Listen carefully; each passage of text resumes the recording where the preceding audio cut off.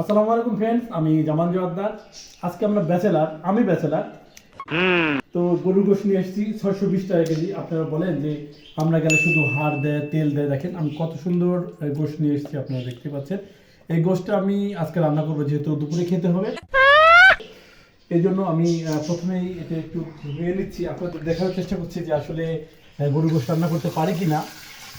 একটু চেষ্টা করছি যে রান্না করার, যেহেতু বেচারা থাকলে মাঝে মাঝে রান্না করে খেতে হয়।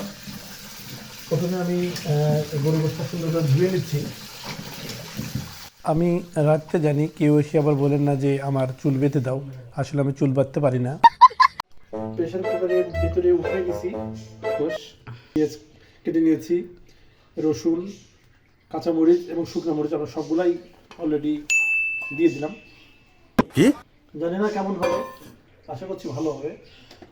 তারপরে আমি এই যে মশলা রেডি করা ছিল আমাদের, এখানে কি কি জিরে বাটা, আদা বাটা, রসুন বাটা সব আছে এর ভিতরে, ওগুলো দিয়ে দিলাম। এরপরে আমরা লবণের দিকে যাই।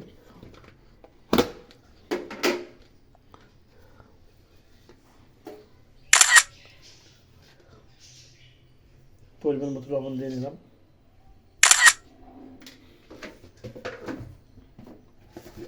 গুঁড়া ঝাল দেবে, গুঁড়া দিয়ে নিলাম।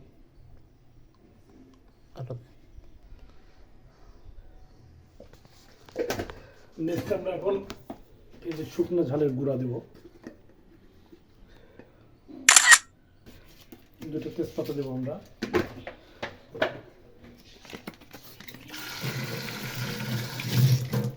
ব্যাচেলার রান্না বান্না তো একটু খারাপ হলেও সমস্যা নেই, একটু গোটা জিরে দিয়ে নেব একটু।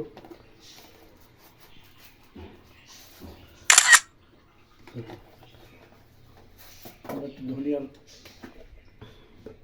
ধনিয়ার গুঁড়া দিয়ে নিই।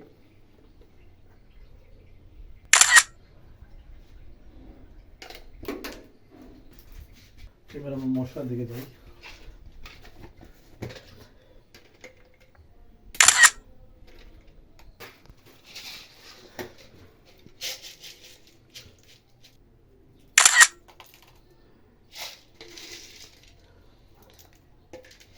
সাদা ফল সবগুলো মশলা দিয়ে নিলাম।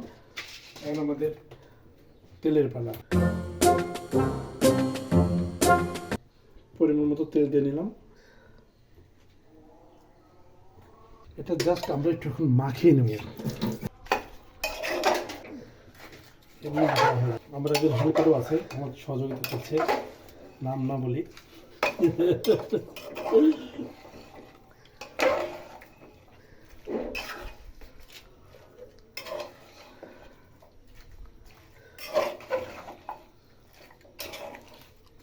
রুকো যারা অলরেডি মানে প্রথমে কষা নিচ্ছে। দেখেন আমাদের সব কিছু প্রসেস ঠিক আছে ইনশাল্লাহ। আল্লাহর রহমত অনেক ভালো হবে আশা করছি। যেহেতু জীবনের প্রথম আজকে রান্না শুরু করছি, জানি না কেমন হবে। আমরা কিন্তু ইউটিউবের হেল্প নিই, মানে নিজের ধারণা থেকে নিজের মতো করে রান্না করছি। মানুষ কত সুন্দর করে রান্না করে, আমরাও চেষ্টা করছি যে মানুষের মতো না হোক, কিছুটা খারাপ হোক, কিন্তু হবে তো। আমরা বিথি আপু মাটির চুলাতে রান্না করে ভাইরাল হয়েছে, আর আমরা গ্যাসের চুলাতে রান্না করে ভাইরাল হব ইনশাল্লাহ। আমাদের যদি প্রসেস যদি ভুল হয় অবশ্যই আমি কমেন্ট করে জানাবেন যে ভাই এটা না ভালো হতো। মানুষের কবে যে এটা জীবনেও খায়নি। আমাদের নতুন প্রসেসে রান্না তো, আর খাওয়ার জন্য সবার দাওয়াত থাকবে ইনশাল্লাহ। ওকে, ঢেকে দিলাম। টমেটো দেওয়ার কারণ হলো টমেটো সসের কাজ করবে। এখনো কষানো চলছে, এখনো কিন্তু আমরা ঝোল দিইনি, কষানোর উপরেই আছি। আপনারা দেখতে পাচ্ছেন। অবশ্যই কমেন্ট করে জানাবেন যে রান্নাটা কেমন হচ্ছে এবং প্রসেস ঠিক আছে কিনা।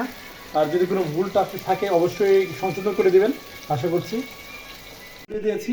এবারে আমাদের যে কাজটি, এটা আমরা এই প্রেশার কুকারের মুখটা লাগিয়ে দেবো, দিয়ে আমরা 4টি সিটি উঠাবো। এর মধ্যে আশা করছি সিদ্ধ হয়ে যাবে। অলরেডি আমাদের রান্না শেষ। দেখি 5টা সিটি দেওয়ার পরে কেমন হয়েছে। আমরা আধা ঘন্টা পরে এটা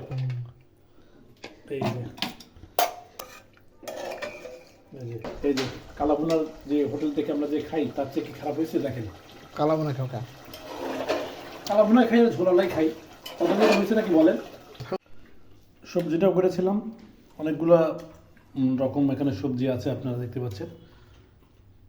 আমার রান্নার গন্ধ শুনে অলরেডি একজন গেস্ট চলে আসছে আপনারা দেখতে পাচ্ছেন। দোস্ত রান্নাটা কেমন হয়েছে বলো তো? সেই হ্যাঁ কি দিলে ওটা তুমি কি দেখালা? টেস্টি টেস্টি ভালো হয়েছে? হ্যাঁ ভালো আচ্ছা হোটেলে যে খাইছো তোমার কালা ভুনা তার থেকে কি খারাপ হয়েছে না ভালো হয়েছে দোস্ত বলো তো? সেই হোটেলের গুলো তো হলো পেট ফুলে উঠে খেলে আর এটা এগুলো খাইলে তো এগুলো তো প্রাকৃতিক। ঠিক আছে সেন্টটা পাইছো দোস্ত বলো তো এই রান্নার এই চণ্ডীপুর रुको जरा গন্ধ শুনে চলে আসলে। আসলে আমি যে এত ভালো রান্না করতে পারি এটা আমার জানা ছিল না। এই প্রথম যেহেতু গরুর গোশত রান্না করলাম অনেক টেস্ট হয়েছে অনেক স্বাদ হয়েছে।